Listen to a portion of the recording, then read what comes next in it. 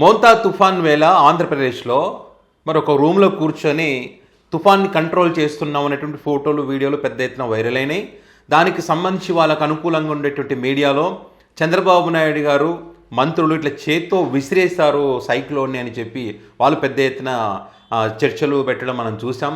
So ఇట్లా చర్చలు పెడుతూ చంద్రబాబు నాయుడు గారు ఉన్నారు కాబట్టి సరిపోయింది, లేకపోతే ఆ తుఫాను ఎంత నష్టం కలిగించేదో అని చెప్పి పెద్ద ఎత్తున ఎలివేషన్స్ పబ్లిసిటీ ఇదంతా చేసుకుంటున్నారు.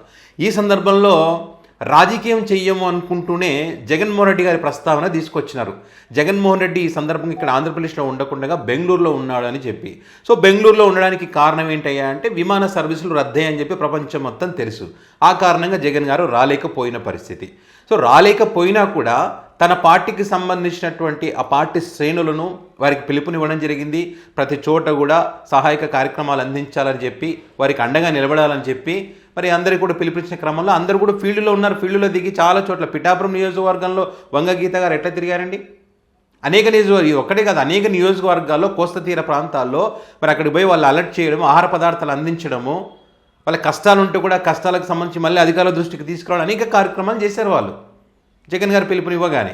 ఆ రకంగా వాళ్ళు ఫీల్డ్లో ఉంటే జగన్మోహన్ రెడ్డి గారి గురించి కామెంట్ చేయడం, వల్గర్గా మాట్లాడడం నీచాతి నీచంగా అసలు ఆ మాట మనం కొన్ని సోషల్ మీడియా వేదికగా చూడండి. సో వీళ్ళు ఎక్కడున్నారు అసలు? ఈ తుఫాన్కి ముందు 2-3 రోజుల ముందు విదేశీ పర్యటనలో ఉన్నారు. మరి వచ్చి డైరెక్ట్ ఆంధ్రప్రదేశ్కి వచ్చారా? ఇక్కడ ఏమైనా జరుగుతుంటే చూసారా?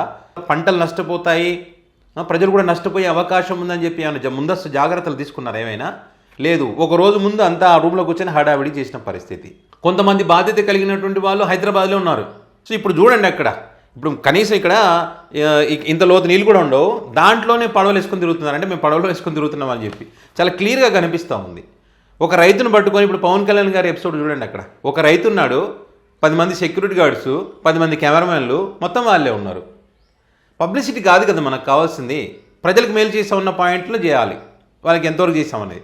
జగన్మోహన్ రెడ్డి లేడు రాలేదని చెప్పి కామెంట్ చేశారు కదా, ఇప్పుడు ఫీల్డ్లో దిగాడు జగన్మోహన్ రెడ్డి.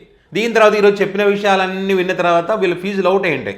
ఎందుకంటే ఇప్పుడు జగన్మోహన్ రెడ్డి చెప్పిన తర్వాత ఖచ్చితంగా వాటికి సంబంధించి చెయ్యకపోతే దాని లెక్కలు వేరే ఉంటాయి. ఖచ్చితంగా సినిమా చూపిస్తాడు వైసీపీ పార్టీ కానీ ఆ నాయకులు కానీ ఖచ్చితంగా ఫీల్డ్లోకి వెళ్తారు. ఇంకా ఫీల్డ్లో దిగితే ఖచ్చితంగా చేయాల్సిందే. పెద్ద ఎత్తున ప్రజల్లో చర్చ జరుగుతుంది, రైతుల తరఫున పోరాటం చేయాలని చెప్పి అనేక విషయాలు ఈరోజు చెప్పడం జరిగింది. 25 జిల్లాల్లో 15 లక్షల ఎకరాల పంట దెబ్బతినిందంట. సమాచారాన్ని సేకరించారు అప్పుడే. వాటికి సంబంధించిన వివరాలను పెట్టాడు. 11 లక్షల వరి నష్టం. పాపం రైతుల దాంట్లో వరి పంట మునిగిపోతే అందులో నిలబడి వీడియోలు ఫోటోలు తీసి పెడతా ఉన్నారు, కన్నీళ్ళు పెట్టుకుంటున్నారు. 1 లక్షకు పైగా పత్తి నష్టం, 1 లక్షకు పైగా వేరుశెనగ, 2 లక్షల పైగా మొక్కజొన్న, ఇట్లా అన్ని రకాల లెక్కలు సమాచారాన్ని సేకరించడం జరిగింది. ఆర్బిక సెంట్రల్ ద్వారా జాగ్రత్తలు తీసుకోవడం కానీ, ప్రతి పంటకు ఈ క్రాప్ కల్పించడం కానీ, సుమారు 80 లక్షల మంది రైతులకు మేలు జరిగే విధంగా గతంలో నిర్ణయాలు తీసుకోవడం కానీ, ఇప్పుడేముంది 19 లక్షల మందికి మాత్రమే ప్రీమియం ఉందంట. మరి మిగతా రైతుల యొక్క పరిస్థితి ఏంది? ఈ 16 నెలల కాలంలో వీళ్ళు అధికారంలోకి వచ్చినటువంటి కాలంలో ఇప్పటికి 16 తుఫాన్లు ఇట్లాంటివి వచ్చాయంట. వాళ్ళందరికీ వీళ్ళు ఇచ్చింది ఏంటంటే 0, ఏమి ఇవ్వలేదంట, అసలు 0. సో జగన్ గారి హయాంలో 55 లక్షల మంది రైతులకు 7,800 కోట్ల రూపాయలు ఇన్సూరెన్స్ కల్పించారంట. ఇప్పుడు జగన్మోహన్ రెడ్డి గారు వచ్చిన తర్వాత అన్ని ఒక క్లారిటీగా అంతా డేటా మొత్తం చెప్పాడు ఇప్పుడు. సో ఇప్పుడు ఈ పంట నష్టం కలిగినటువంటి అన్నిటికి సంబంధించి చంద్రబాబు నాయుడు గారు చేయాల్సిందే. చెయ్యకపోతే కనుక ఖచ్చితంగా యుద్ధం చేద్దామని చెప్పారు. ప్రజల తరఫున, రైతుల తరఫున వారికి మేలు జరిగే విధంగా ప్రభుత్వం కనుక చేయకుండా ఇవన్నీ పక్కన పెట్టేస్తానంటే పబ్లిసిటీకి మాత్రమే పరిమితమయ్యి గ్రౌండ్లో ప్రజలను వదిలేస్తాం, రైతులను వదిలేస్తాం, నష్టాల గురించి పట్టించుకోమంటే మాత్రం ఖచ్చితంగా మనం వాళ్ళ తరఫున నిలబడాల్సినటువంటి అవసరం ఉంది. నిలబడదాం, గట్టిగా పోరాటం చేద్దాం. ఇప్పటికే నియోజకవర్గాలలో ఉన్నటువంటి వాళ్ళు చాలా అద్భుతంగా పనిచేస్తూ ఉన్నారు, ఇంకా అద్భుతంగా పనిచేయాలి.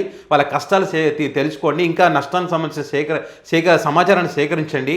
ప్రభుత్వం యొక్క మెడలు ఏ రకంగా ఉంచాలి, వాళ్ళకి ఎట్లా మేలు కల్పించాలనేటువంటి అంశం పైన మళ్ళీ తర్వాత మనం నిర్ణయం తీసుకుందాం, కార్యక్రమాలు కూడా చేద్దామని చెప్పి జగన్మోహన్ రెడ్డి గారు ఈరోజు చెప్పడం జరిగింది. ఫీల్డ్లో దిగితే ఎట్లా ఉంటుందంటే ఇట్లా ఉంటుంది. ఒక్కసారి జగన్ గారి మాటలను కొన్ని మాటలు వినండి. మనకున్న సమాచారం ప్రకారం దాదాపుగా 15 లక్షల ఎకరాల మీద దీని ప్రభావం పడుతూ ఉంది. ఇలాంటి తీవ్రమైన పరిస్థితుల మధ్య మనము కార్యాచరణ అనేది మనం చేయాల్సి ఉంది. ఒకవైపున రైతులకు తోడుగా నిలబడాల్సిన కార్యక్రమం ఒకవైపున ఉంది. ఎన్యూమరేషన్లో రైతులకు అండగా తోడుగా నిలబడాల్సిన కార్యక్రమం ఒకవైపున ఉంది. ఇలాంటి వరదలు కానీ, తుఫాన్లు కానీ, ఇలాంటివి కరువు కానీ ఇలాంటి ఏ పరిస్థితి వచ్చినా కూడా మన హయాంలో ప్రతి ఒక్కరికి కూడా ఈ క్రాప్ జరిగేది. ఆర్బీకే వ్యవస్థ అప్రమత్తంగా ఉండి ప్రతి గ్రామంలో అందుబాటులో ఉండి అక్కడ అగ్రికల్చరల్ అసిస్టెంట్ రూపాన అగ్రికల్చరల్ గ్రాడ్యుయేట్ చదివిన పిల్లలు అక్కడ అందుబాటులో ఉండి గ్రామ సచివాలయము ఆర్బీకేలు ఇవన్నీ కలిసికట్టుగా ఉండి ఆర్బీకేలో ఈ క్రాప్ వ్యవస్థ అన్నది పగడ్బందీగా ఉన్న పరిస్థితుల మధ్య ఉచిత పంటల బీమా అన్నది మన హయాంలో రైతులకు అందుబాటులో ఉన్న పరిస్థితుల మధ్య మన హయాంలో దాదాపుగా 85 లక్షల మంది రైతులకు దాదాపుగా 70 లక్షల ఎకరాల పంటకు ఉచిత పంటల బీమా అందుబాటులో ఉండే పరిస్థితి ఉంటే ఈరోజు కేవలం ఇన్సూరెన్స్ ప్రీమియం కట్టిన వాళ్ళకు మాత్రమే, అంటే కేవలం 19 లక్షల ఎకరాలకు మాత్రమే, 19 లక్షల మంది రైతులకు మాత్రమే, అది కూడా బ్యాంక్ లోన్ అవైల్ చేసుకున్న వాళ్ళకు మాత్రమే ఇప్పుడు ఇన్సూరెన్స్ అవైలబుల్గా ఉన్న పరిస్థితిని మనం చూస్తా ఉన్నాం. ఇలాంటి సైక్లోన్ రూపేణ జరిగిన నష్టాల మధ్య మనం రైతుకు ఎక్కడ తోడుగా ఉండగలుగుతాము అని అంటే ఎన్యూమరేషన్ అనేది ప్రభుత్వం చేతులెత్తేసే కార్యక్రమం చేయకుండా ఆ ప్రతి గ్రామంలోనూ కూడా వైఎస్ఆర్సీపీ నష్టం జరిగిన ప్రతి గ్రామంలో కూడా ఎన్యూమరేషన్లో ఏ ఒక్కరికి కూడా నష్టం జరగకుండా వాళ్ళ తరపున వాయిస్ ఇవ్వగలగడం, వాళ్ళ తరపున మనం ప్రభుత్వం మీద యుద్ధం చేసైనా సరే వాళ్లకు రైతుల తరపున మనం తోడుగా నిలబడ్డాం. ఇది ఖచ్చితంగా రైతుల తరపున మనం చేయాల్సిన కార్యక్రమం. మీ ప్రాంతాలలో మన కోఆర్డినేటర్లు, అసెంబ్లీ కోఆర్డినేటర్లు ఎక్కడెక్కడే అసెంబ్లీ కోఆర్డినేటర్లు అందరూ కూడా చురుగ్గా పాల్గొంచుకుంటా ఉన్నారు. మనం ఇచ్చిన పిలుపు మేరకు, మీరు కోఆర్డినేట్ చేసిన తీరు మేరకు వీళ్ళంతా కూడా పలు కార్యక్రమాలలో ఇప్పటికీ అందరూ కూడా పాల్పంచుకునే కార్యక్రమం జరుగుతూ ఉంది.